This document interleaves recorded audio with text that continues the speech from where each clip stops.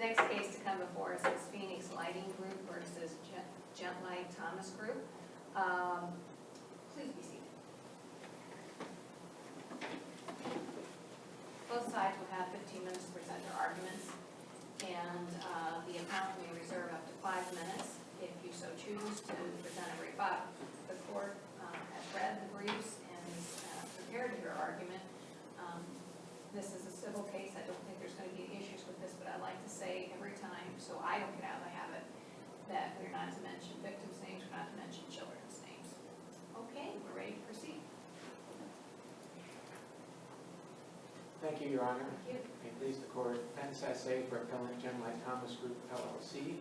I'll refer to my client as DCO, consistent with the proceedings below. I'd like to reserve 3 minutes of my time. Thank you. This appeal, like the last, is about the hierarchy of our judicial system and the need for lower courts to obey the mandate handed down by a superior court. Here, the Ohio Supreme Court gave the trial court a narrow and simple directive. Enter a final judgment with a specific amount of attorney fees. The trial court had to do that, no more, no less.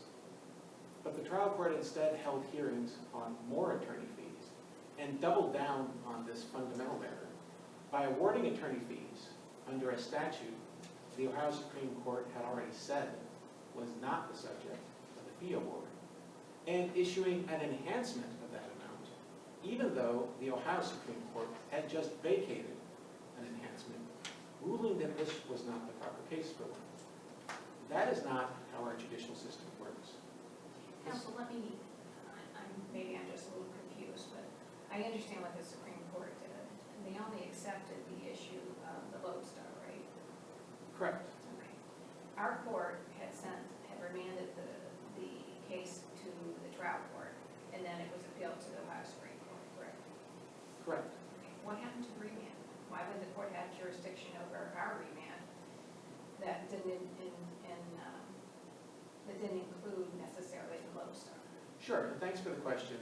And let me just sort of lay out the chronology of how this happened. So there was a final judgment in 2014, an attorney fee award in 2014, then a final judgment. This court issued its opinion, a 2-1 opinion, as Your Honor knows, in June 2018.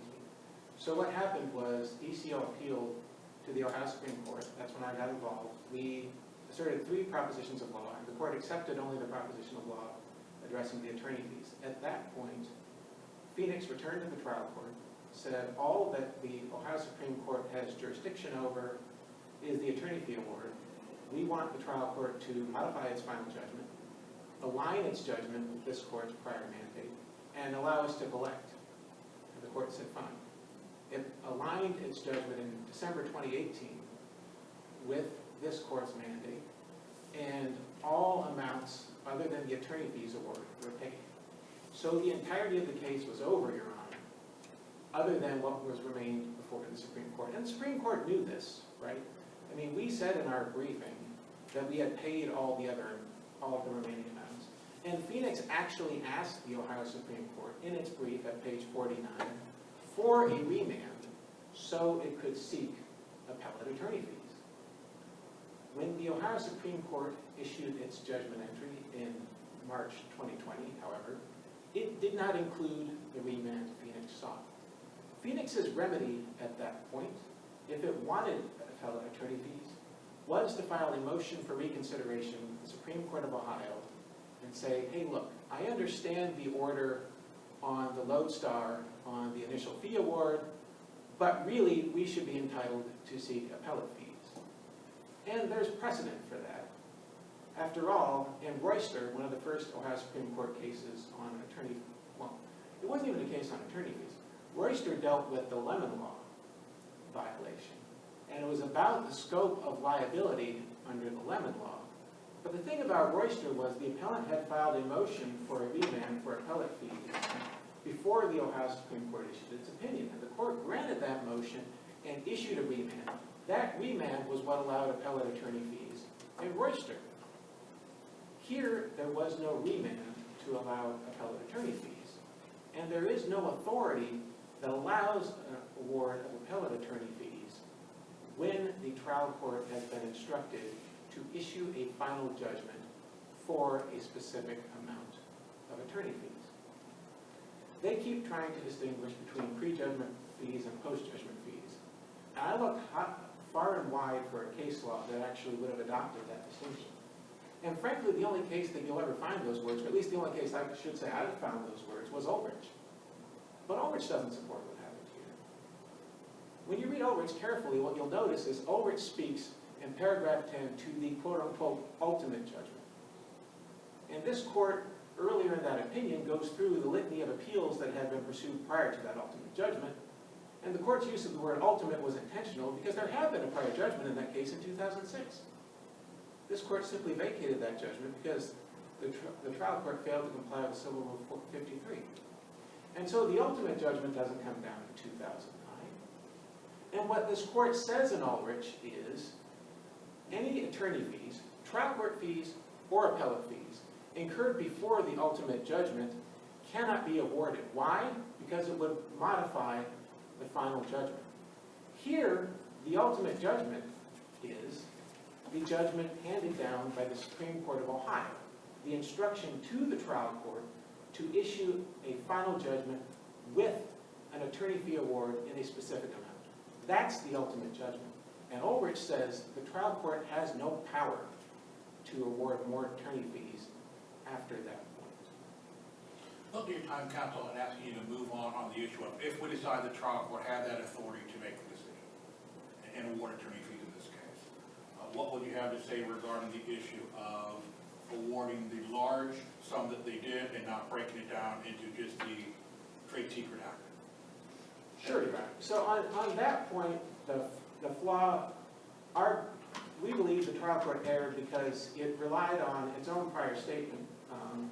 And this was the only time the trial court relied on a prior statement. You know, it didn't rely on what the Ohio Supreme Court said, it relied on its own prior statement. But it relied on its own prior statement that there was a common core of operative facts. And I think the problem here is when you're a trial lawyer, yes, you do a lot of work up on the case, and a lot of that work spills over, and it's generally applicable to the case, and you present a trial, and you present the facts, and the jury does what it does, and it's really hard, and that's what Hensley recognized, and that's what Bittner adopted, to parse out fees because of the way trial work proceeds. But when you get to an appeal, and I've been doing this for over 15 years as an appellate lawyer, you research discrete issues, and you argue discrete issues.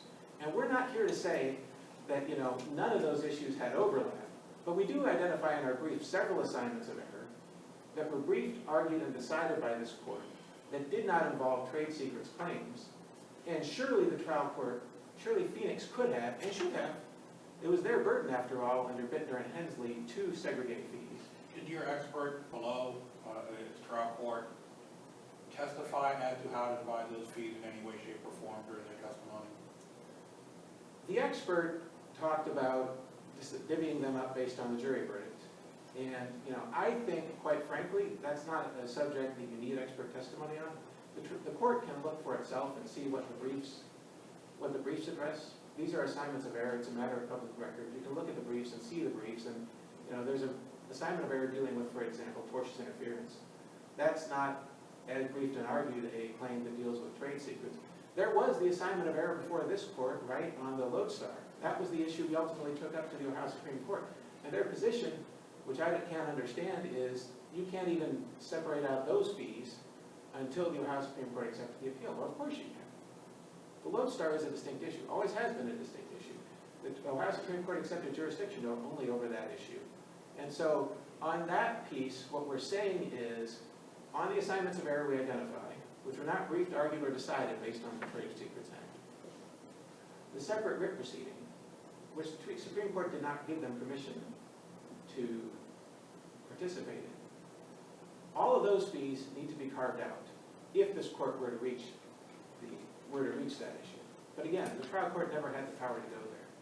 You know, and I guess two more things on that point. One, they cite Cruz. I don't understand why they cite Cruz. It doesn't help them. The point in Cruz was to deal with whether you could have attorney fees under the appellate attorney fees under the common law. But we're not here on an appellate attorney fee under the common law award. We're here on an appellate attorney fee under the trade secrets law. So that doesn't help them. Although, you know, what I do think is, to the extent you want to read that and glean guidance from it, what it does is it further undermines their distinction between pre-judgment and post-judgment fees. If you read section D of the analysis of that opinion, it talks about the lodestar calculation and says that allowing appellate attorney fees in addition to trial court fees will make the lodestar calculation more accurate, not a lodestar calculation, not the lodestars plural calculation.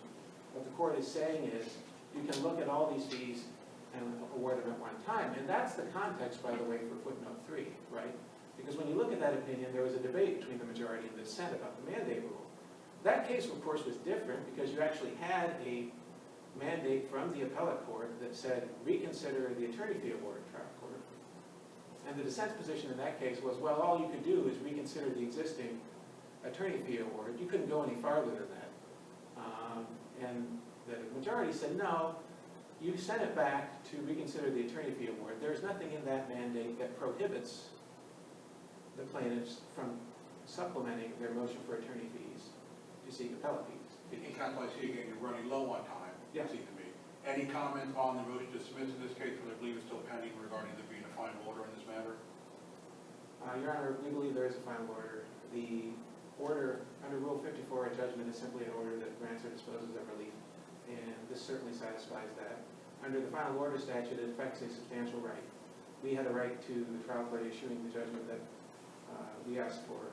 It determines the action and prevents a judgment because it leaves nothing left to be decided. The trial court's opinion, in fairness to the trial court, on page 2, it says, with fees and expenses, those are due and owing between a specific time, December, and a specific date in February, and it then awards per annum interest. And so the natural reading of that order is the per annum interest is calculated based on when the amounts are due and owing under the order, which is specified between December and February. And in their reply brief, Phoenix attached all of the invoices. So it's easy, and frankly, most courts would say interest is a ministerial calculation anyways. And I certainly think with the information before the court, it's a ministerial calculation here. And so the order is final and appealable. Thank you. Just one more point, if I could, going back to the issue of the authority. Well, actually, I'll touch briefly on the enhancement piece. The enhancement piece, if the court, and again, we don't think it should ever get this far, but if the court were to get this far, the problem with the enhancement piece is not just that the Ohio Supreme Court had already said there should be an enhancement here, although I think that's a fatal problem with it. And counsel, you're starting your rebuttal time. Fair enough. I'll reserve the rest of my time. Thank you, Your Honor.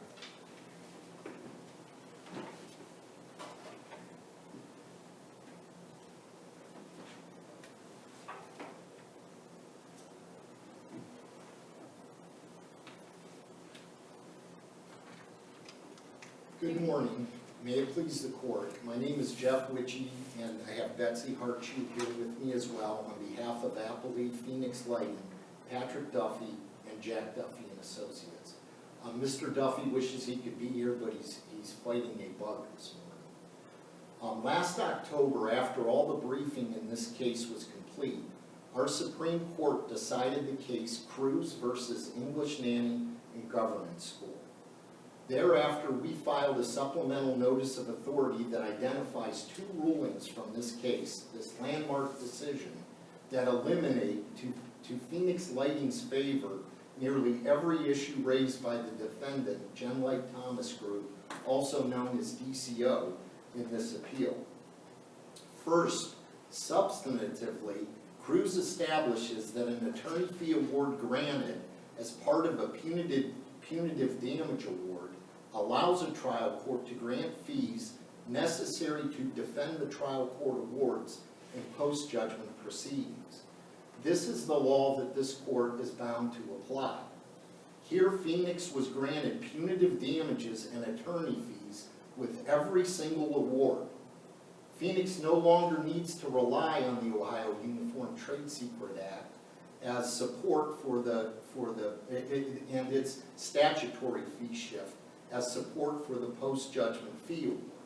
All of DCO's arguments that the Ohio Uniform Trade Secret Act does not support Phoenix's post-judgment fees are now academic and of no consequence.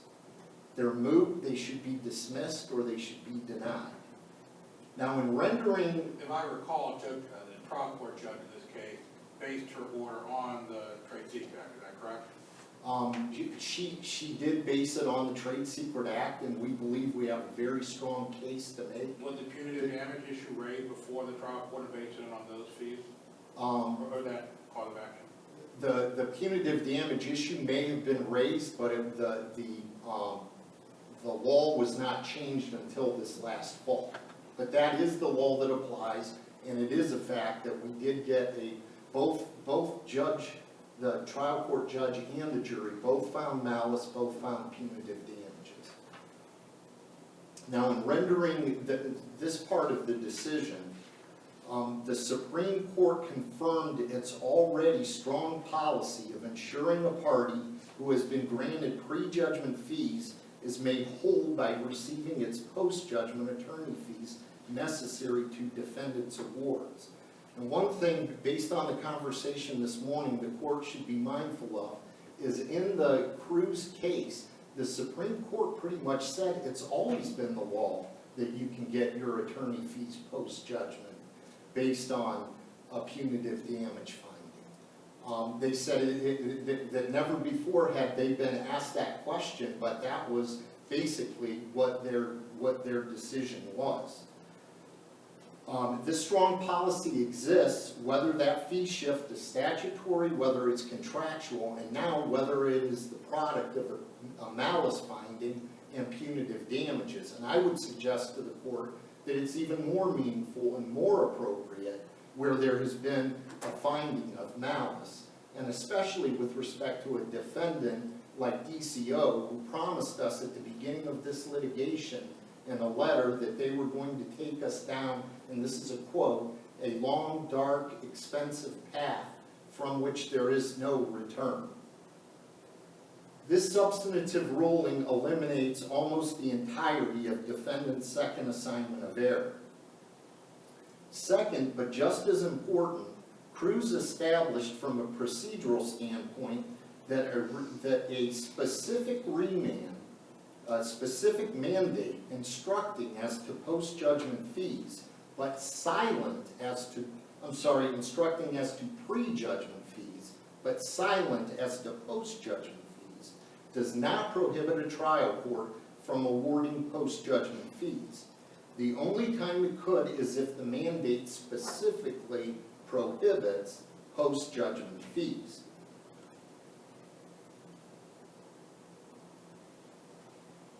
Like Cruz, our remand from the Supreme Court was silent as to post-judgment fees. Our remand from this court actually had the language that were instructions for further proceedings consistent herewith, and that is just as operative of a remand as the Supreme Court's. Before you get further into the merits, we're here today arguing those merits. Are you still arguing that the trial court decision is not final? The trial court's decision Is not final. You filed a motion to dismiss, which is still pending upon the finality of the trial court's order. Are you still asking us to find this order is not final and remain in the trial court? So you're referencing that mechanical error that we believe existed? Yes, we do believe that there was a mechanical error in the application of the prime rate of interest on the awards that were for that time frame from 2014 to November 30 of 2020. So that would be, as I recall, by paragraph 1, 2, 3 of the judge's final paragraph, which you lined it out. Correct. We believe that she did grant a prime rate of interest on the first 3 of those itemized awards. But it was not included in the order. But that was incorrectly done when she went to itemize the order. She put the prime rate behind the 4th and 5th itemization of the awards instead of the first 3. Why is that the finality issue rather than something you could have raised on a cross appeal if you chose to do so? Well, we did raise it through a motion, for Rule 60B motion, and if you, I'm sorry, maybe it was Rule 60A, and it indicates in Rule 60 that even during the pendency of an appeal, that motion can be filed, and we did file it at that time. And then because of the timing, the briefing and everything occurred and we hadn't gotten the decision back. The council, you have to have a final bill of order to utilize 60A or B. In the alternative then, that motion was denied. In the alternative, we filed saying that it wasn't a final appealable order because you would need to have the ability to actually calculate the awards, and the way the interest rate was applied, there would be a difficulty in actually calculating the awards. For paragraph 1, 2, and 3 of the judge's final order. Actually, for all of them, yes.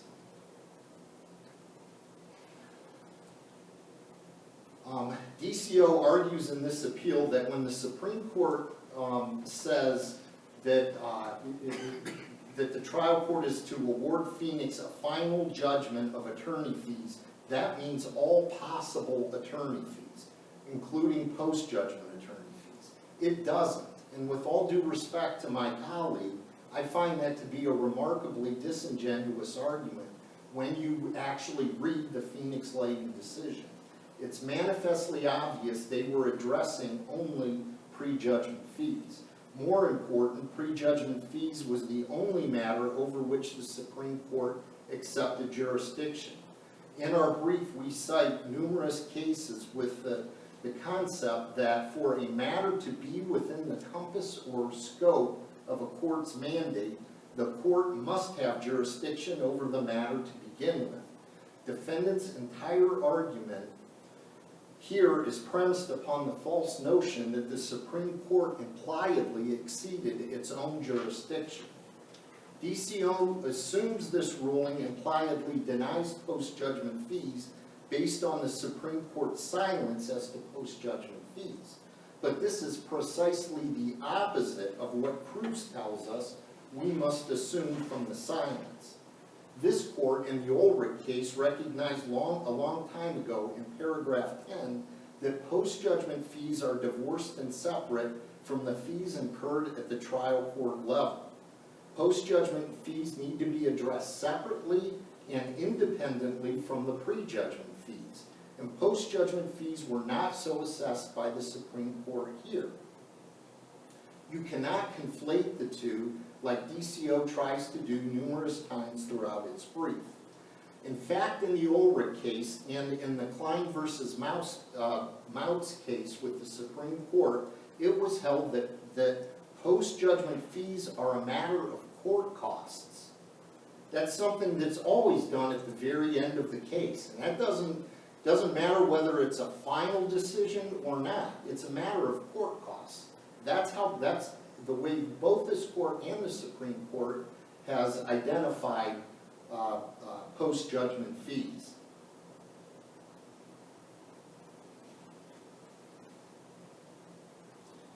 Now the only the fees that were actually granted in this case. So assuming for the moment the court had authority, trial court had authority to grant you fees in this case. Yes.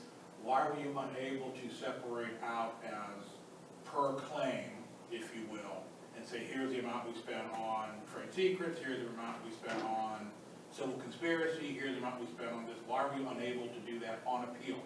Not for trial, but on appeal when you're writing a brief that has 4 or 5 sections. Why were you unable to do that? Okay, so that question would relate to the notion that the Uniform Trade Secret Act is grounds or support for each of the appeals. It was held at the trial court level and even when Judge McCarty then looked at the appellate fees, that everything was commingled and operated out of the same common occurrence or nucleus of operative facts. When you look at the various issues that they raised, and I think they raised 7 issues, every one of those issues directly involved trade secrets. Most of the issues related to damages. And there was a big issue with respect to how all these damages related together and what damage was, and how the damages were supported by the different awards and all of that. So all of that work was anything related to the damages, like whether there was mitigation of damages and all of that, cut across every single issue in the case. The only one that may have been somewhat questionable was the tortious interference claim. And I went through that in detail in our brief, and why that also related to the Trade Secret Act. And for the most part, that was because it was, these relationships were at-will relationships. And in order to prove the tortious interference claim, you had to show other wrongful conduct. Well, the trade secret violation was other wrongful conduct. So the Trade Secret Act, absolutely, even before Cruz, we have a very solid case on every single post-judgment attorney fee award that we got. In the hearing before the trial court, was NCO's expert able to separate out any fees that were not related to the Trade Secret Act claim? What was DCO's expert? Yeah. DCO's expert didn't even look at this. Here's a couple quotes from DCO's expert. He says, "I assume that all the fees generated by the Witchy firm were both fair, reasonable, and necessary. I'm not here to cast aspersions on the work you did. Your work was a magnificent Herculean job. I did not review the time billings." So they have no evidence whatsoever on segmenting these fees in any way. We did have time entries that were descriptive of all the work that we did, and if they wanted to break out those time entries, they could. They didn't because they tried to, they went, what I feel was like running amok with some theory where they take the amount of damages won on one cause of action, on the trade secret cause of action, and say it was only a certain percentage of the total awards, and they went down that path, which is totally violative of Phoenix Lighting, this very case, where you're supposed to do the lodestar approach. Do you recall in Judge McCarty's decision, trial court decision on fees, that she said that, the court said that they argued they were able to separate out like 3 pages of fees that you had claimed that were not related to the trade secret? Do you recall that part of the decision? I don't recall that part of the decision, because everything was, all these awards related to the Trade Secret Act one way or another. And they even argued, and there was supplemental briefing the last time we were before this court, and they were the ones that argued that everything related to the Trade Secret Act. Go back and read that supplemental briefing that they filed. Thank you. My colleague mentioned that we had requested a post-judgment, that we had made a passing request at the very end of our brief that the court remand for purposes of determining post-judgment fees. And that's the only way our case could be distinguished from the Cruz case. And I would beg the court to read the Solferini versus Karate case that we filed. We noted it in paragraph 2 of our notice of supplemental authority. There, a federal district court in the 5th Circuit recently faced this exact same issue. A party similarly situated to Phoenix made a similar passing request that the case be remanded for post-judgment attorney fees. And here's what the Solferini court had to say: that the 5th Circuit was silent as to appellate attorney fees and did not expressly remand to consider appellate fees does not mean the 5th Circuit impliedly denied appellate fees. That sounds just like Cruz. I digress. Back to the quote. Rather, it more likely indicates that the issue of appellate attorney fees was outside the scope of appeal. Indeed, given the absence of any argument on the matter in trustees' appellate brief, the silence is not surprising at all. Further, while Karate USA's brief contained a passing request that the court remand the matter for the district court to consider whether there should be a supplemental award of attorney fees for appellate work, 2 sentences in an appellee's brief. Counsel? Yes. You're out of time, you just need to sum up. Okay. Your Honors, I thank you for your time this morning.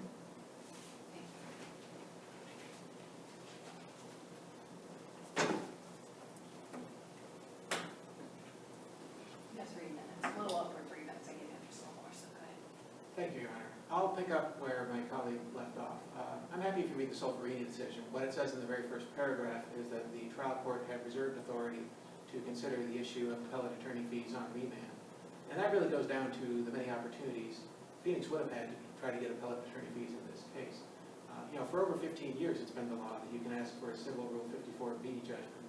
And of course, you can reserve, by asking for that judgment, the ability to calculate attorney fees after the appeal on the merits is over. And I've been involved in other appeals, typically in the employment context, where that's what we do. We negotiate a separate entry that allows attorney fees to be handled at the end of the case, and that, of course, solves the problem. And, also, Phoenix could have filed a request for attorney fees with this court after the June 2018 opinion when it taxed costs, because, as my colleague pointed out, Klein treats attorney fees in certain contexts as taxing costs. And of course, the Phoenix could have, they did ask in their brief before the Ohio Supreme Court for a remand, and as I pointed out, under Royster, they could have filed a motion for attorney fees for a remand. So they had 3 opportunities to try to preserve their right to attorney fees. They took none of them. And so what happened was the Ohio Supreme Court issued a remand for a final judgment with a specific amount of attorney fees. And they're trying to add words to the mandate by saying it dealt with prejudgment attorney fees. It didn't deal with prejudgment attorney fees. You don't see prejudgment anywhere in the mandate. It simply says attorney fees. And so the trial court had no power to award post-judgment, quote-unquote, attorney fees. But counsel, the mandate itself may not differentiate between, but at the same rate, the only arguments on appeal related to pre-judgment attorney fees, right, in the Supreme Court. That assumes there's a distinction between Well, let's prejudgment and assume there's a post-judgment. distinction.